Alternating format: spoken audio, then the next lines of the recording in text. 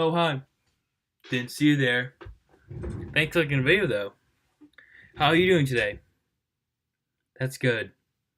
I'm also doing well. What's your name? Nice to meet you. My name is Matthew Sharrar. Couple fun facts about me before we get the ball rolling here. I love long, awkward silences.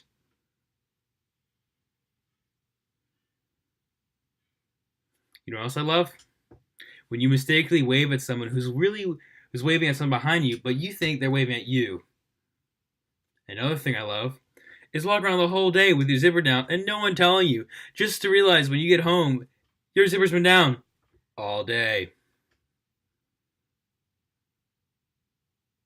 No, I'm just kidding. My name is Matthew Sharrar. I'm a current senior at Tower Hill High School.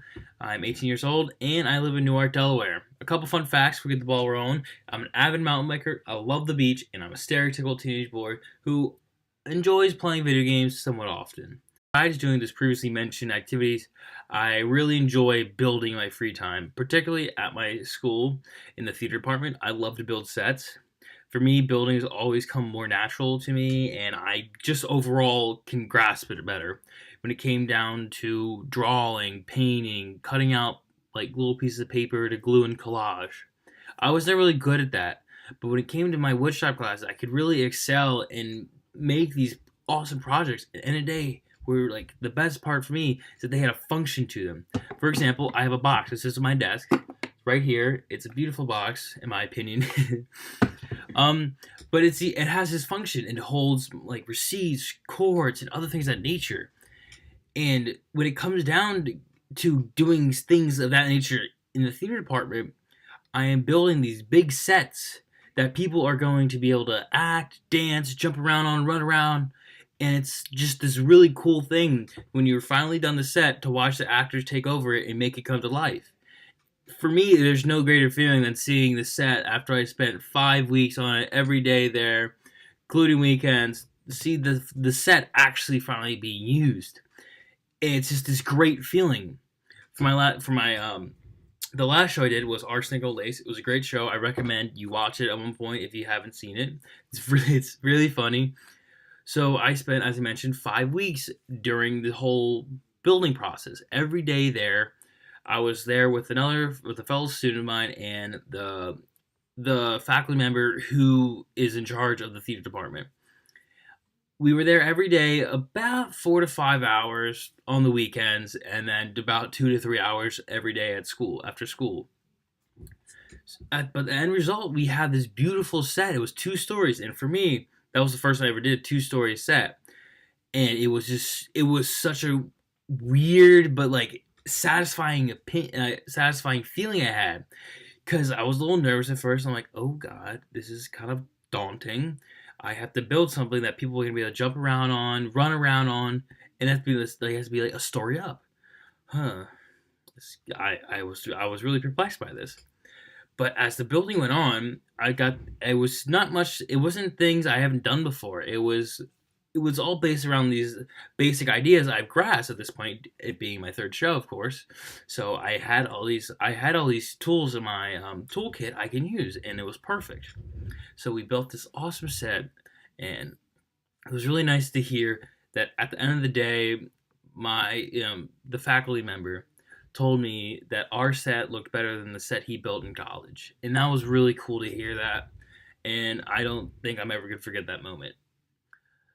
And like obviously there were moments that I was like, wow, I hate this set. I have to be here. So blah blah blah. Just average teenage things. Like I don't want to do this. But at the end of the day, I ended with this awesome product. And then weirdly enough, it was kind of cool. I finally got to take it down. I gotta get it out of my head and like, all right, next bigger and better shows. Um, it might have been I was a little happy because I was just so done with the set at that point after spending so many hours working on it. But like looking back on it now, I would do it again for sure. It was just such a cool end product, and I can't imagine not doing it. It's something I'm always gonna have. I always can say to someone. I think it's one of those things that it's just so wonderful. So another activity I enjoy doing is I love to learn languages. I am taking French and Mandarin at my school right now. This is my 6th year taking French and my first year taking Mandarin. I think my love of languages started when I was probably around 8 or 10. I'm not too sure, but I believe it came from me hearing a foreign language for the first time in person and really being like, wow, you speak a different language. You're so cool. It was probably that astonishment that drove my passion for learning languages. I so at my school I was offered Spanish, um, Latin, and French, and I wanted to be different, and I wanted to take French because only a handful of kids were taking French, and I wanted to be different, so I took French. 8th grade, I got the opportunity to go to Quebec to experience the cultures there and how there are still French influences, and practice some of my French in Quebec. Mandarin, I took Mandarin just on a whim. I'm not gonna lie.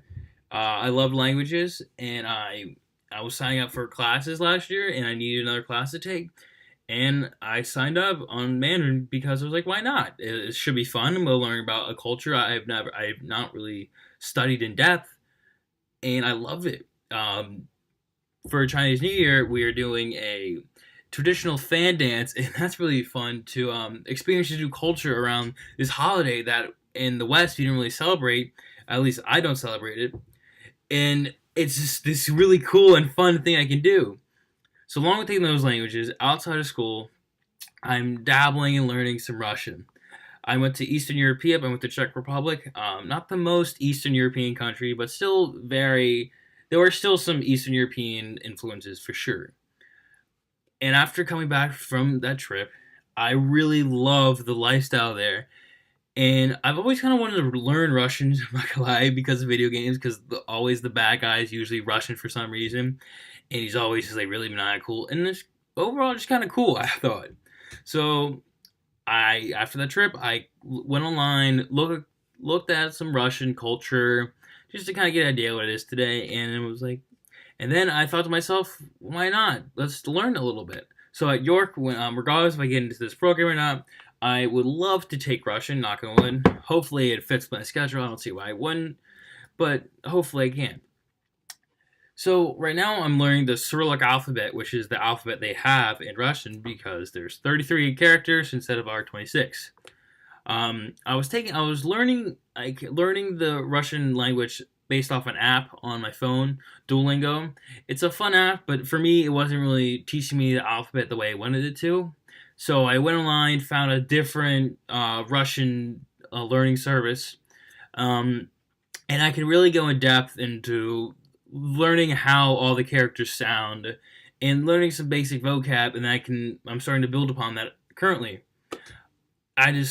For me, it's just this fun process because it's a language that's so different from our language, and to experience a culture that is obviously very different from the American culture. I would hope to one day go there and travel and have my Russian my ability to speak Russian, so I can get along there a little better and understand more of the culture where everyone comes from. Another language I am taking, it's not really spoken, but it's a language nonetheless. In my school, I'm currently learning Java. It's a programming class, obviously, and it's a self-taught class online, or it's a self-paced class online, and I'm loving it. It's so much fun because every new task it gives you, or assignment, if you will, it's a puzzle. You have to figure out how to get these pieces moving and manipulate them in a way that will give you the end result that is required by. And having a lot of fun with that because me and my friends, being, a little bit, having a little bit of competition between us, and seeing who can write what we call the neatest code, which means that, it runs the most efficiently and it's the easiest to follow. So we have some fun seeing who would win those competitions. I generally do all right for myself. But I just love doing it when I get home. If I have like 15 minutes, 30 minutes, however long, I like to put on my headphones, listen to music, and, just learn it for 30 minutes. And I'm really enjoying it a lot. It's a lot of fun.